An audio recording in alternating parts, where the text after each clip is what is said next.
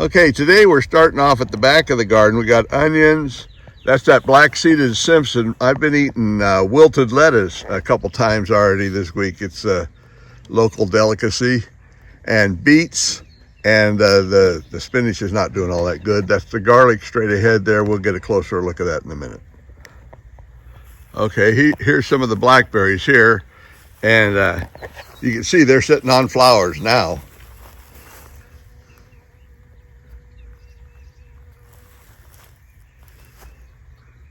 And we got this whole row. This is about 30 feet here. And about half that one over there is full of blackberries. And over here are the leeks. I have never even pulled in the outer. They've been in there a couple years. And then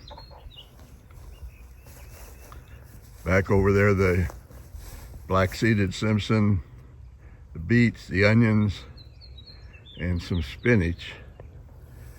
And then over here's the garlic. And it looks different to me. Whatever's on this end seems different than what's on that end, but it's all garlic.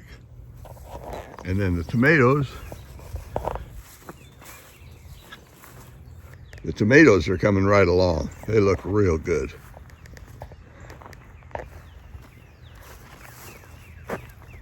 And the peppers are holding on. And they are doing all right. They're not doing much, and they don't generally do much. And they don't really produce a lot of crop until, September, October.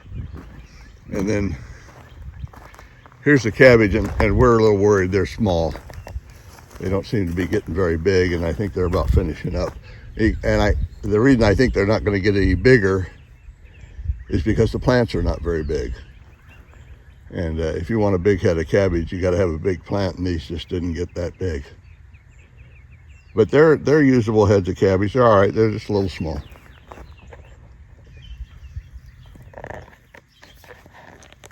Okay, here's the asparagus patch here. And it's done real good this year. We've eaten a lot of asparagus out here. And the trick is to cut it, to eat it. And right now, this is going to seed. So I'm going to go through here and mow it down, and hopefully we'll get another harvest of this. But if I just let this go, none of the new stuff will come up. It'll just quit and just grow these stalks with the big leaves on them, big plants at the end there, and nothing to eat.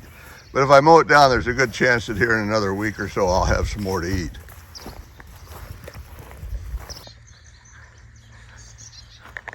All right, we're out here with the apple trees. This is a wine sap here, and I've got more apples this year on these trees.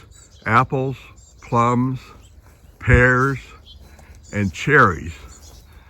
And I have more than I've ever had on any of them. I don't spray, so I just kind of plant them, and I've done better on this is a Johnny Gold here, and it's put on real nice. And I trimmed back a bunch of the buds early on both these trees so that they would put more energy into what was left. And I'm sure we lost a few in the storm, but not too bad on these trees. I had some plums that really got hurt in the storm.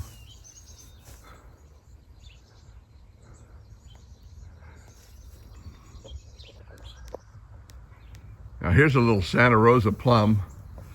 This one really is doing pretty good. It's certainly doing better than it ever has. And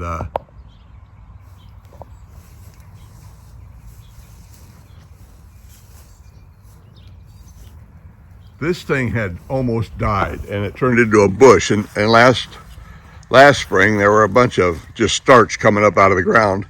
And so later on in the season, I picked this one and tore out all the rest of them just in the fall last year. And now here it is, and it's doing real good this year. And it stood up to the storm. I've got that one stake on it there.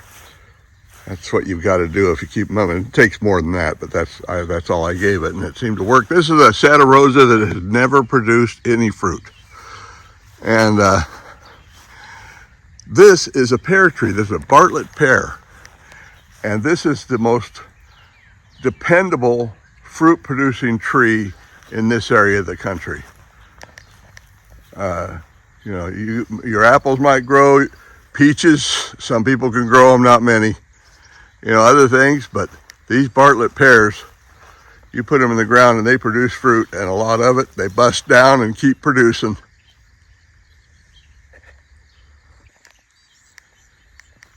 This is a standard plum, and is what it was called when I bought it. They stick names on these things, I think in part for copyright reasons or whatever. They choose certain names. And this is called a standard plum, and it's producing this year. It never did produce before, but I have done some trimming on them in the fall and through the winter.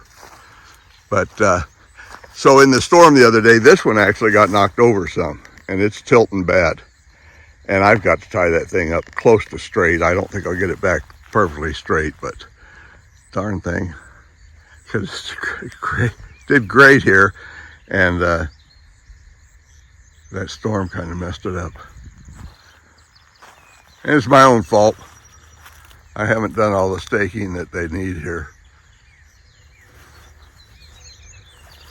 I brought out some stakes here. I'm going to do this.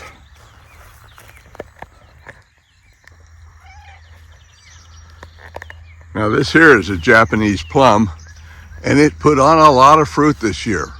First time, and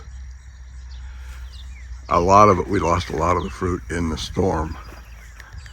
So all I can hope for is that what's left does really well, because there's not near the amount of fruit there was on here a week ago.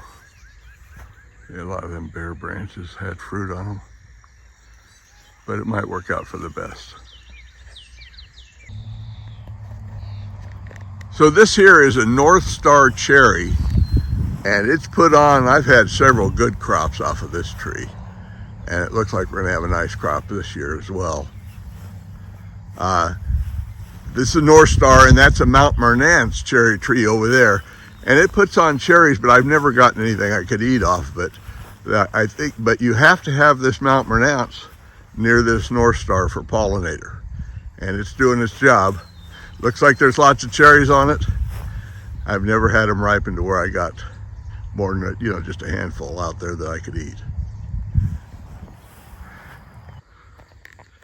This is a Golden Delicious, and it's been in about 4 years, and it's producing for the first time.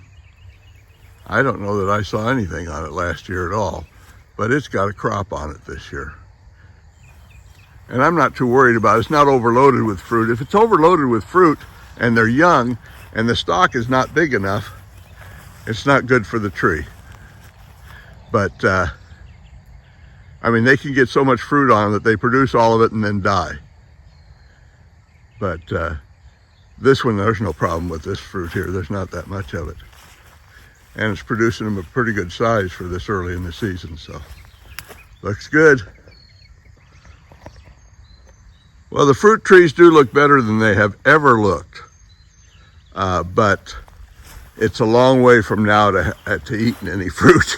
You know, there's just so many things that go wrong in these places with our weather, and the main problem is we're going to hit probably a drought, and the amount of water required to have these things make good fruit is more than I'm willing to pay the water department to have, and I don't have a well that's producing enough water for me that I could water them. So unless Mother Nature helps me out with some rain, and it's been doing a good job so far, but this is May. It's supposed to rain, so we'll see if it rains any in June or July and August, and then we'll have good apples and plums and cherries and everything. Thanks for watching.